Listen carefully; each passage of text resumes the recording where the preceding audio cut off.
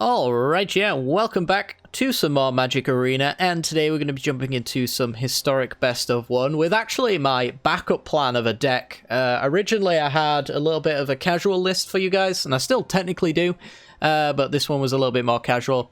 Turned out when I played it in the play queue, it was nothing but tier 1 decks, so I kind of got bored with it, moved on, and yeah, this is the second deck of my choice anyway. And it's something that's quite familiar to you guys, probably. It's not Indomitable Creativity, technically. It's more of a Polymorph list. So it's built around the cards Transmogrify and Indomitable Creativity. Both of these basically say exile a creature and then reveal until you hit a creature, and then put it onto the battlefield. The idea is we're going to be putting a Crater Hoof Behemoth into play using any one of our 4-mana spells. So we can Indomitable Creativity a creature, and then put a creature into play. We can also do this one X2, which makes it technically more powerful than Transmogrify. So I guess maybe you probably do actually want these flipped. But here we are. One's a rare, one's a mythic, and I'll say that's the reason why. But yeah, we're going to try to get Crater Hoof into play, and we're going to hopefully try to have lots of tokens as well. So going with a mono red variant this time around. You could also do a Boros variant as well. You could use things like Raise the Alarm and Legion's Landing and things like that. We're going to do mono red. We've got Satyr's Cunning, Dragon Fodder, and Forbidden Friendship as our token generators. Remember, with Transmogrify and Indomitable Creativity, you're not really allowed to play creatures, because otherwise you could Transmogrify your 1/1 and then hit a Wily Goblin or something like that that you were using to try and enable your creativity. So that's kind of the deck building restriction here. We cannot run creatures, so we have to run token creatures instead that can then benefit from the Crater Hoof +X ability. Ideally, we want to be using creativity to X2, swapping them out for both of our behemoths.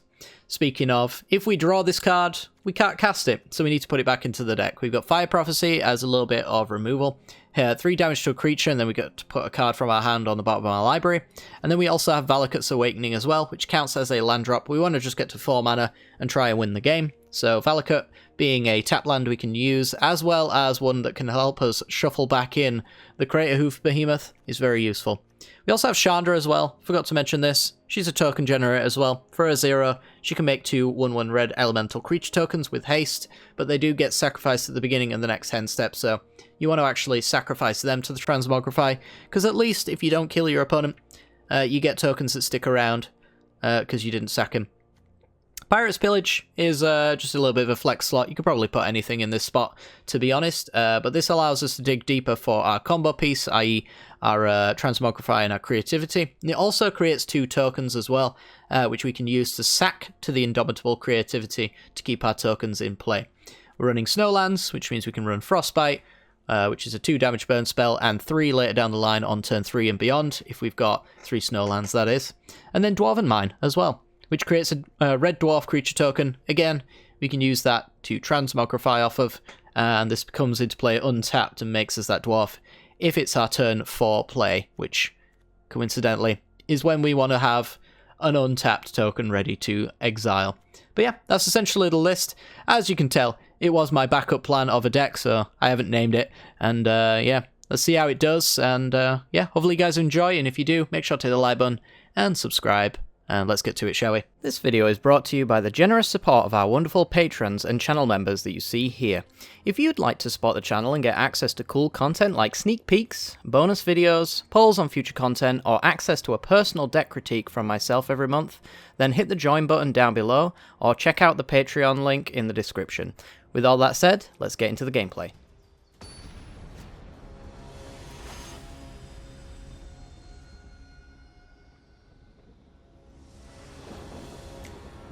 Alrighty then, we're in, and it's a 2-lander.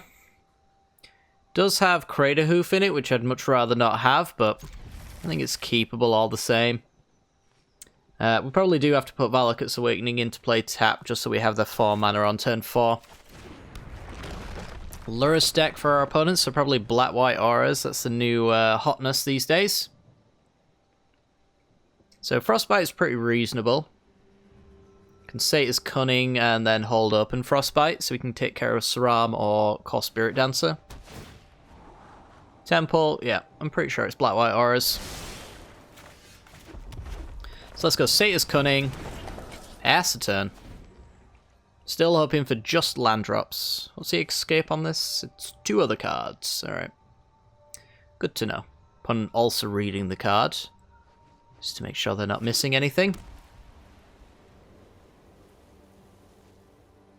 They might actually take a turn off here to play like a little doge. Or just top deck Thoughtseize so they can get rid of my removal. Also works, I suppose. Get rid of Frostbite. Makes no sense otherwise. Guess you can get rid of Transmogrify, but I'll top deck one. Don't you worry. Yeah. That's pretty good. Alright, we'll hold Fire Prophecy then, because that allows me to put Crater Hoof back in the deck and redraw for a land drop. They wouldn't have second Thoughtseize now, would they? Ping you. Dump you. Land drop. Fantastic. Let's go with... this gives me 3. This gives me 3. Not sure any of those in particular are different. I guess I get to keep these creatures, so let's send those. And then next turn we Transmogrify one, I think. I mean, we can always Chandra to keep more in and get greedy, but if I went Transmogrify here, I would get a Crater Hoof, which is a 5/5, gets +3/+3 on all of them. I think you probably do Chandra here. Miss some elementals. Send it in.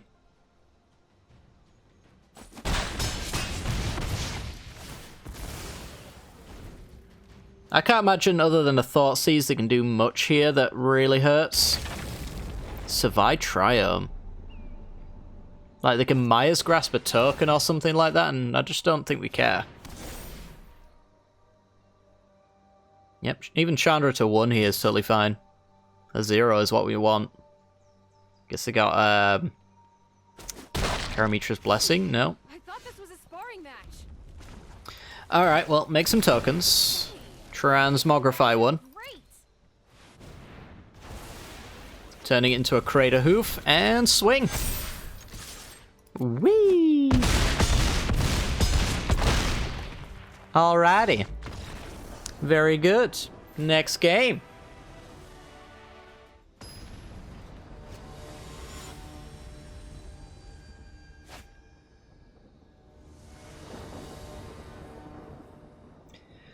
Alrighty then, we're in, and we've got a token maker here. That's it's probably a mole.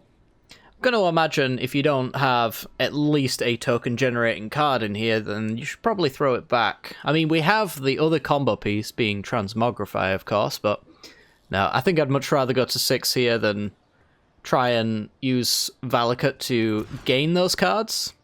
See, this one's just much better. So we got some turn 2 play, some turn 3 play, and then there's our turn 4. That being said, I think I'm getting rid of Chandra here, because I go turn 2 Dragon Fodder or Forbidden Friendship, whichever one I decide is better at the given time.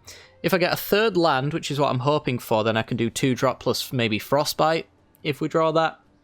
And then we get to Transmogrify. I just don't know if Chandra, being a card that can't defend itself, is better than tokens on board, so I think that's the play.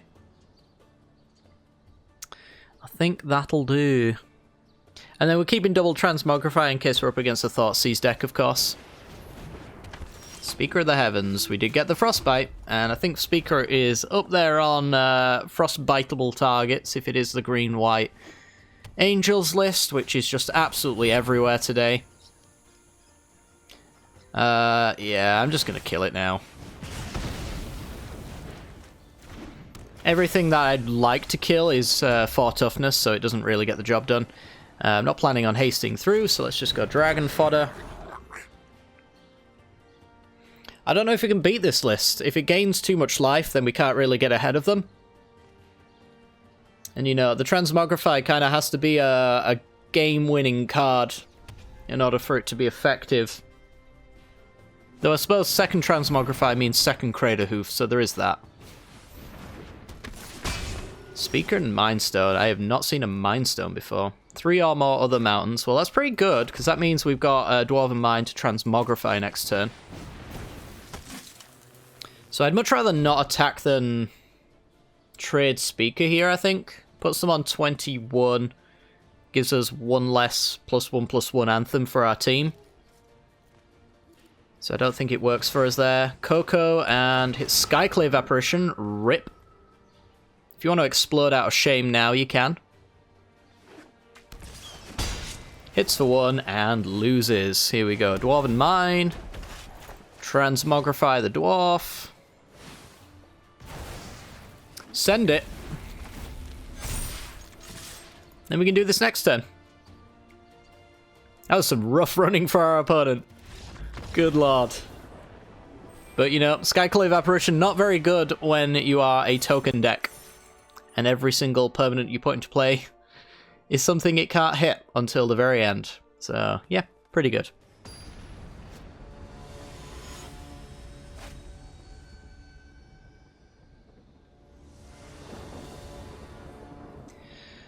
Alrighty then, opponent goes first, and our hand is fine. It's fine.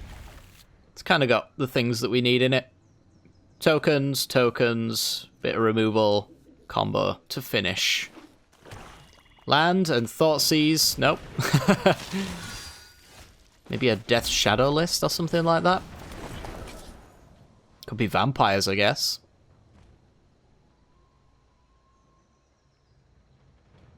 Either way, looks like a Thoughtseize deck to me. Yeah, looks like vampires. Interesting. Alright, so I don't really want to be trading off my token, to be honest, and I imagine that they do. So I think what I'll do is instead I'll hold up in this Fire Prophecy so we can get rid of a land, and basically force them to bluff the Night activation, I guess. If you want to do that. Maybe, yes, no. Alright then. There's land. So yeah, it's mono black vampires. With 3 mana Sorin taking the lead. Not much we can do about that. I don't think this... Yeah, this doesn't hit planeswalkers, so...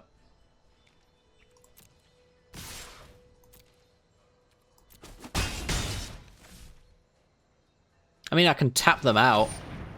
Well, that also works. Get rid of one of the excess lands. Draw another land.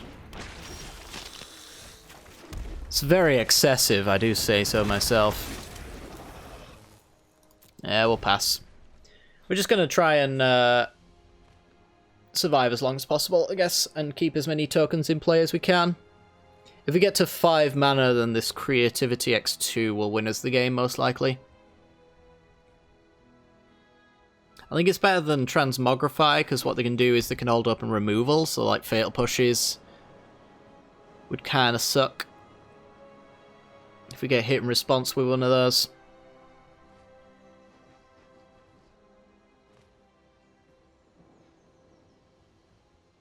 That being said, though, if their entire turn is just Faceless Haven attack, I'll do some chumping, I think.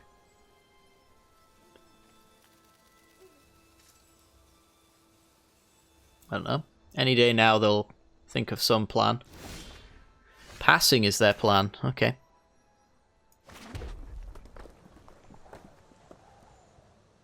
Let's go Satyrs Cunning. Boop boop.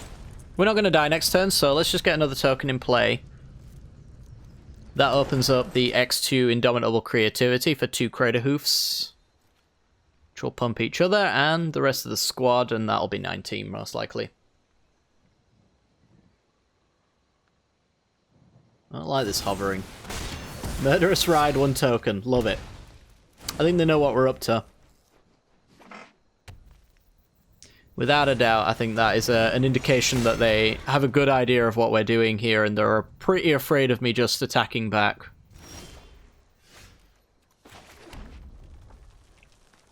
Is it worth doing now, though?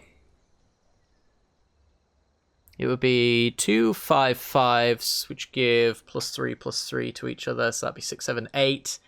16 points of damage plus a +6/+6, another 7, 7. That's assuming they don't have removal. It's unlikely to happen, really, isn't it? Especially with a lifelinker here. Let's kill the lifelinker. Let's get rid of the transmogrify. No, let's get rid of the land. No, the transmogrify. The actual creativity is good enough. Dwarven Mine, that's another token.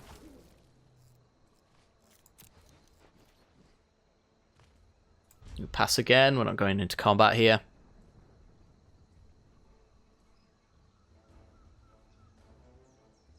So the Dwarven Mine is another token that we can creativity off of, so we get to keep an extra token for attacking.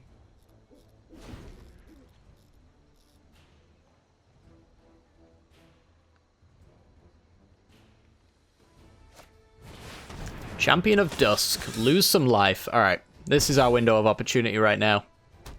Colourless land, swing for one less blocker. Pretty sure that means you're dead.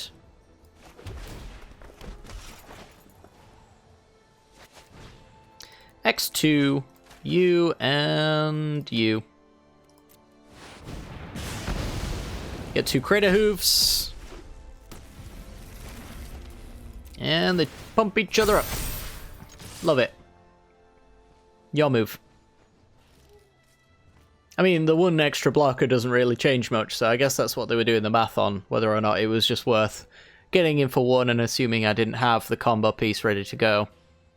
Which I did. I was kind of more biding my time for perfect one-hit kill potential here, which is exactly what we had. Cool.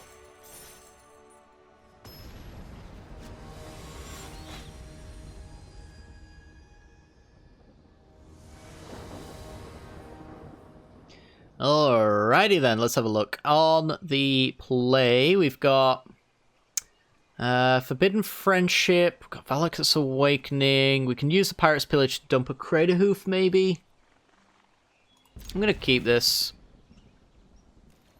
I actually wonder whether or not we actually want the Valakut's Awakening to put the Crater Hoof to the bottom rather than discarding it and potentially drawing the other one with the Pirate's Pillage. Seems a bit of a risk I'm not necessarily willing to take here. I don't know, we kind of also get ourselves into a potential mana screw kind of territory though.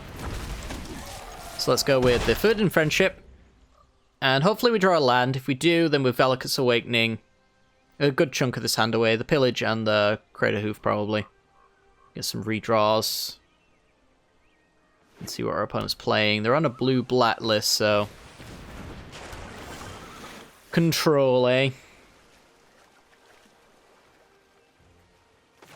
Alright, well, we can potentially have a gotcha situation next turn, or potentially get got by, like, a Cry of the Carnarium. But if they tap out in any meaningful way and we draw a land, then we win.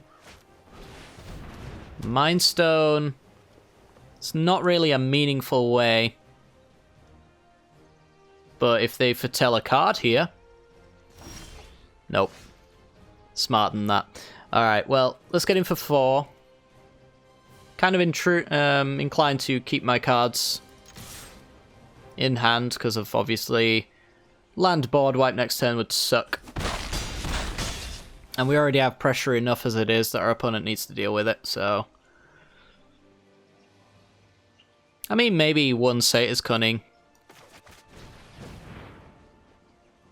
Because it's going to go into the graveyard anyway and be castable, so...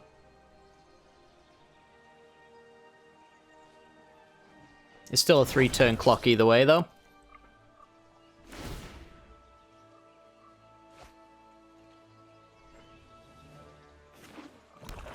Okay, swamp, and as predicted, a tap out, a tap land. It's a shame that it's a tap land, to be honest, because the extra token would have been nice. Let's go dragon fodder. Pass your turn. And yeah, we probably lose now. Now they've got plenty of mana to hold up and counter magic and remove creatures as they go. We can't really beat that. We're not built for it. It's the land we needed for Dwarven Mine. So let's get in for 2, and then we'll Pirate's Pillage, discarding Crater Hoof Behemoth, and then watch it get countered.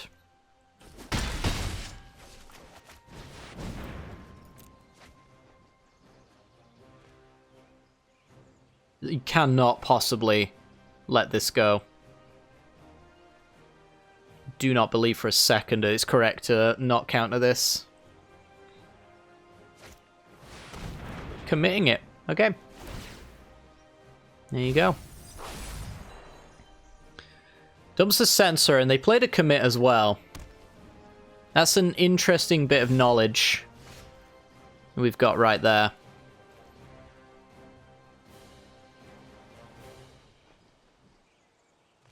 So let's get in.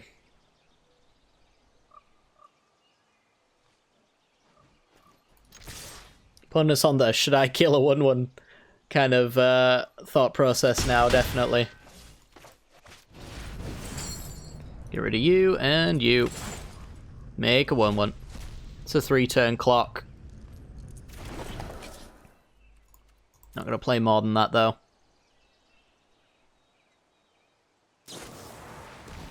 Cling to dust. Might say it's cunning. Rude. Keep the land in hand for Pirate's Pillage as well.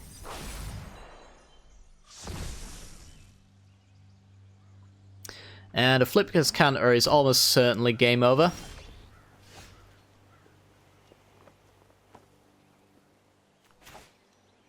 I mean, they're a black deck, so obviously we haven't seen any removal from them, really. Not too much. So they're probably more likely to have removal than counter magic here, especially with an Azcanta ready to go. So I'm not really going to, like, encourage them to kill my creatures. I think I'd much rather encourage them to counter. And then I can keep hitting them. That might be my only out here, honestly. If I draw, like, land, then I might go Transmogrify. But, yeah. It just ain't happening. Spells will not resolve on my opponent's turf. They aren't about that fun game life, you know? If I'm miserable, they win.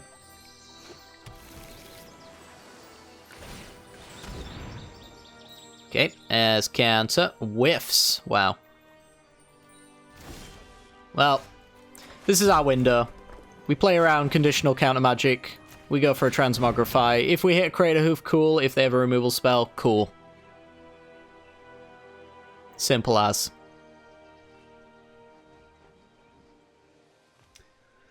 So they've got plenty of redraw potential here with the Cling to Dust and the Mind Stone.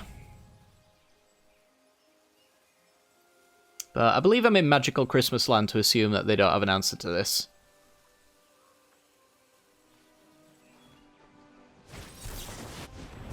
Exactly. Next game.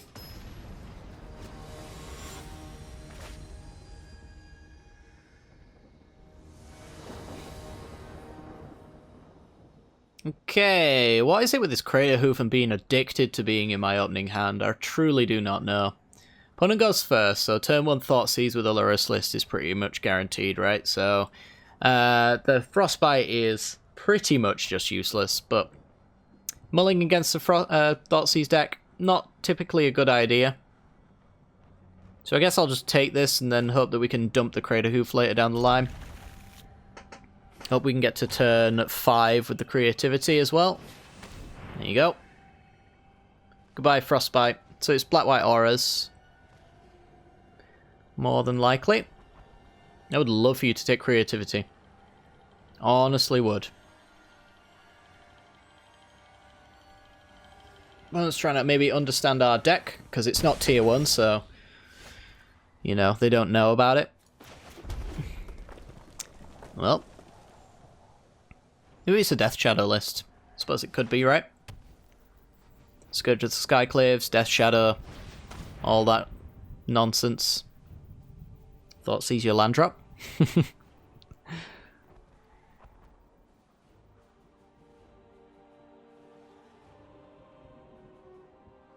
You could do it. I believe in you. Yep, thought sees your land drop. Keeps that Crater Hoof in my hand. Keeps it from being something more useful. And we're not going to be frostbiting that. It's Rakdos Arcanist. Alright. Do get a Dragon Fodder. A little bit of a ways away from that being useful, though. But Frostbite's now online. For 3 damage, so we can hit an Arcanist if we want to. Or any of the above. Any of the nonsense cards they like to play. Village Rites Stitcher Supplier, okay. It's an Arcanist, draws 2, maybe claim out an Arcanist. They know about the Frostbite though, so it'd be kind of pointless.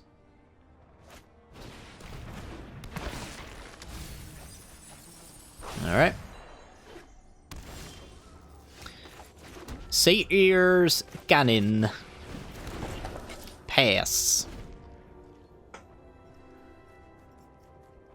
Yeah, I think they're just kind of waiting until they got another Thoughtseize or anything of that sort before they throw out anything meaningful. Maybe digging for a Croxer, so they can play that next turn and make me discard Crater Hoof.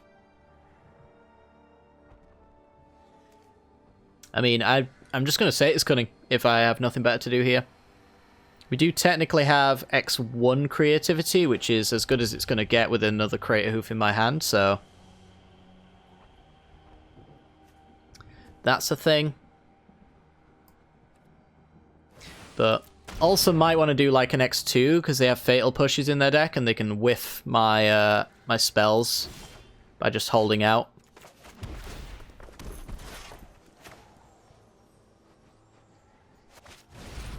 So I think that's what we want to do.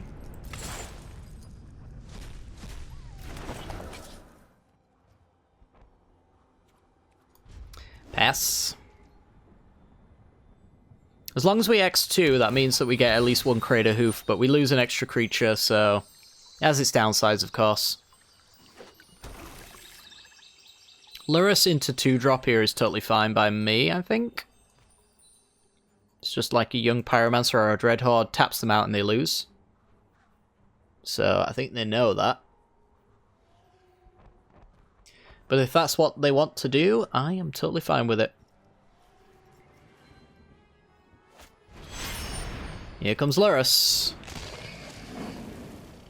So you're dead? Maybe play a Stitcher Supplier so they can hold up and Fatal Push. Nope. Land off the top, please. Actually, we don't even need one. Get rid of the Lifelinker. X1, Crater Hoof. Get rid of this one that can't block. Not that it really matters, but do it anyway. It was literally our top deck. Wow. Dodged a bullet by not waiting on that. You dead? If they had Fatal Push in their hand, I would fully expect to get roped right now, because they're salty that they lost, but I don't know. Present blockers. Maybe it's an misunderstanding of what's going on here. Like, they are hovering Behemoth like they've never read it before. That would be just absolutely lovely, yeah. They're looking at Indomitable Creativity and trying to understand it. I mean, it's a big, long block of text with lots of mana pips on it, so it's understandable. Yep.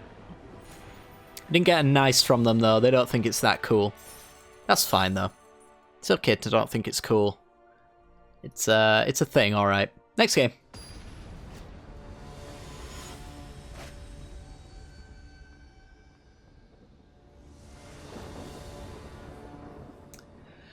Okay, it's a Kahira matchup, so probably not very much fun happening here, but we're going to keep this hand. It's either mono-white prison or it is usually like blue-white control.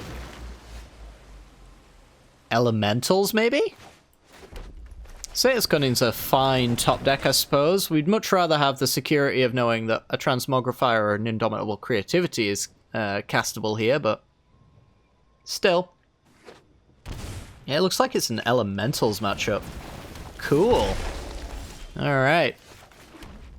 Been struggling to find fun and interesting matchups in the casual queue, so turns out all I had to do was go into the ranked queue for the casual matchups.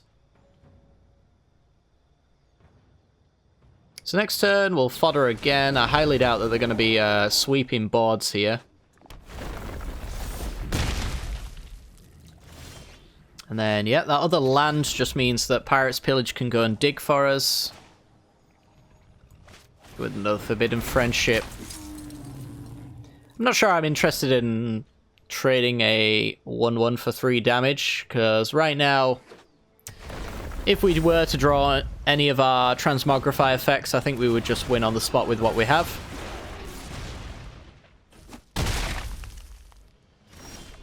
And it's not what we have, but okay. So let's get rid of 1 Dragon Fodder. That's kind of garbage. We'll play another Dragon Fodder and we'll pass. So a couple of force blocks here, probably. And we desperately need our combo piece. 13% chance to draw it by the looks of it. Coom Hellhound. 8 or more lands to draw cards. So if I was them, I would soup up that Brushfire Elemental because I can't block it. Yep. I think that might be... what is that? It's probably not lethal, right? But it's pretty damn close. It's lethal next turn. And that's all it really takes, to be honest. Lethal next turn is completely acceptable. If we don't top deck the answer. Come on, like 13%-ish. Let's go. Valakut's Awakening. That won't do it. There's nothing in our yard that I can Chandra with. So we hope for Fire Prophecy on Brushfire Elemental. Rip. Actual sick rip. Alright, well, no land drop. No land drop, please. Come on! No land drop, no land drop, no land drop. That's a land drop. Wow, it wasn't. Oh, no way. Alright, so we can afford to take 3 damage. So we have to block here, we have to block here, and we have to trade here. Go to 1. I don't think this is enough, but we're going to do it anyway. With 6 power blocking. I don't know. I ain't done the math. That's for our opponent to do. It's quite a lot, actually. Never mind. I don't think I gave it as much credit as, as I maybe should. Yeah, they're at -7. That was absurdly good luck. I should not have won that. Cavalier whiffing on lands for the win. I don't even think our opponent was expecting that. I don't know. They had an opportunity to Alpha Strike me earlier. They should have done that. That would have kept me from winning here. I would have had not enough creatures, essentially. Even 1 less creature is almost just about enough. So... actually, no, it's exactly enough because there's 1 less creature to give +1/+1 on extras on the Crater Hoof, I guess. I don't know. It's probably enough. But either way, stupidly good luck, and we move on.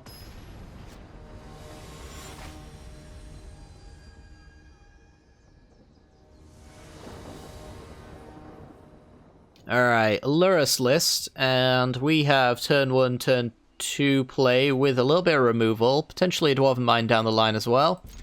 I like this.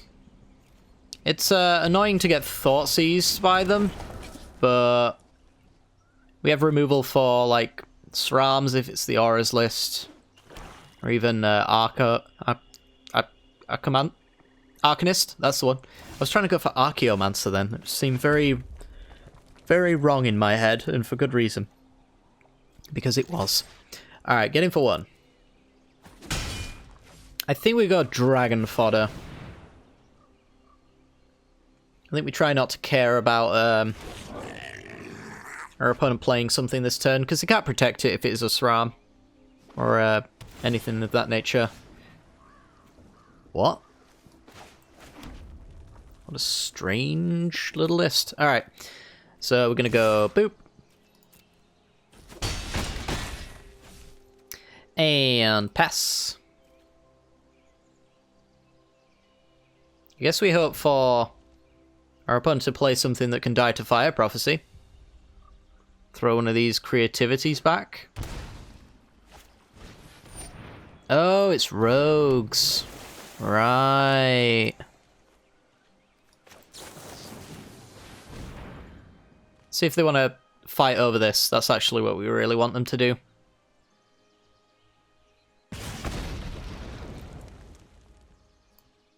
To be honest, I think I decline this. In case they have, like, Censor. Or a removal spell in response.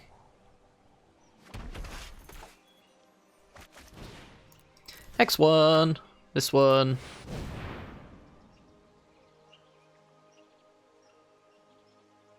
And see what happens.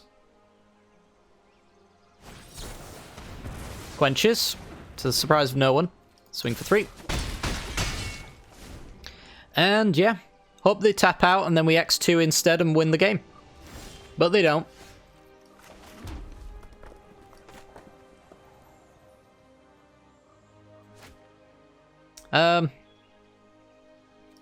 Let's just swing. I'm sure they have, like, Murpho, whatever, the rogue flashy boy and whatnot.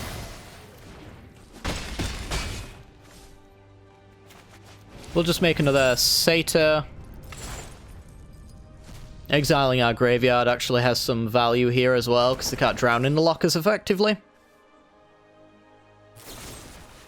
Fatal Push, don't care. It's a poor use of Fatal Push, actually, if they know what we're doing, which they do. Of one mind. And passes. So now we go Creativity, X2, U. And we win. Whee! Fatal Push this. Minus 21. Alright. Cool. Well, that is going to do it for today's video. Hopefully you guys have enjoyed. If you have, make sure to hit that like button and subscribe.